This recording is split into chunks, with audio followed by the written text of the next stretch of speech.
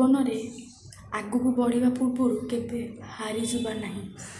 କାରଣ ଜୀବନରେ କେବେ କେବେ ଆଗକୁ ବଢ଼ିବା ପାଇଁ ବହୁତ ସମୟ ଲାଗେ, ବହୁତ କଷ୍ଟ ଲାଗେ।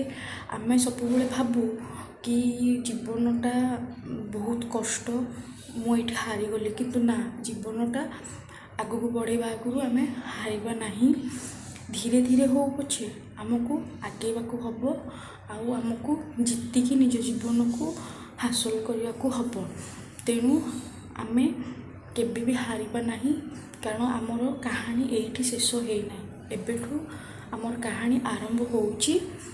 ସେଇଥିପାଇଁ ଜୀବନରେ କେବେ ବି ହାରିବାକୁ ଦେବା ନାହିଁ।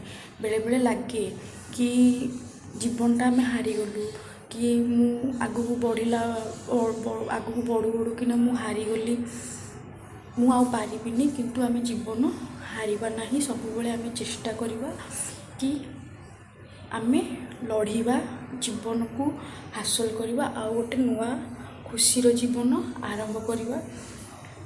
ଆଉ ସମସ୍ତଙ୍କର ଜୀବନ ଆଗକୁ ବଢ଼ିବା ପାଇଁ ସହଜ ହୋଇନଥାଏ। କାହାର ବହୁତ ସହଜ ହୋଇଥାଏ ତ କାହାର ବହୁତ କଷ୍ଟ ହୋଇଥାଏ। ଜଣଙ୍କର ବହୁତ ଆଗକୁ ବଢ଼ୁ କିନା ବି ହାରିଯାଆନ୍ତି, କିନ୍ତୁ ଆମେ ହାରିବା ନାହିଁ। ଜୀବନରେ କେବେ ବି ଆମେ ହାରିବା ନାହିଁ, ଚେଷ୍ଟା କରିବା ଆଉ ସଫଳତା ପାଇବା। ଜୀବନଟା ଆମର ପାଣି ଫୋଟକା ପରି, ତ କେବେ ବି ହାରିବା ନାହିଁ।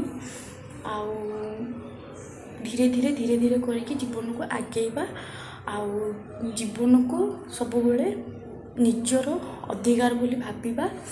ଆଉ ଆମ କାହାଣୀଟା ଏଇଠି ଶେଷ ହୋଇନି, କାହାଣୀଟା ଏଇଠୁ ଆମର ଆରମ୍ଭ ହେଉଛି। କାରଣ ଏଇ ଜୀବନ ଆମକୁ ଭଗବାନ ଥରେ ହିଁ ଦିଅନ୍ତି।